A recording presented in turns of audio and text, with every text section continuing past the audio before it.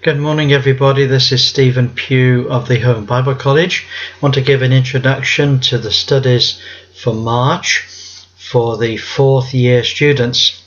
So we're looking at module number 3, and the topic is going to be the topic of dispensationalism. Now then, you may say, what on earth is dispensationalism? Well, dispensationalism is the study of the fact that God has dealt with mankind in various ways and at different times throughout all of history. So, for example, we're not in the Garden of Eden anymore, are we? We have come out of the Garden of Eden. We're now in a different position to what Adam and Eve were before they sinned. We're also not living outside of the Garden of Eden prior to the flood.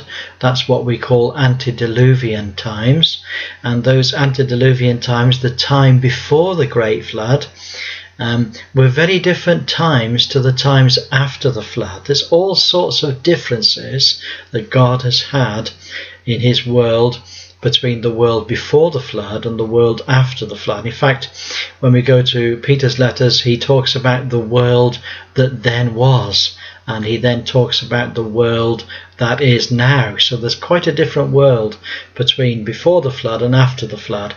And what this does, this shows that there's different periods of time in the history of the whole world in which God has dealt with mankind in very specific and unique ways. So this is dispensationalism. It is an absolutely fascinating subject. It's something that we need to really get a grip of, and so this is going to be an essay. Okay, now don't be afraid of essays. Essays are fine. They're just a written thing. We only need about 1,500 words. We certainly don't need any more than 2,000.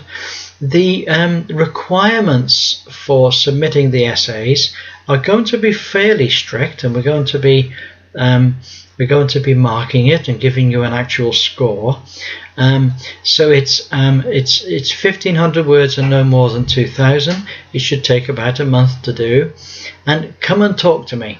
There's going to be lots of help that we're going to be able to give to you on this essay. So we look forward to hearing from you.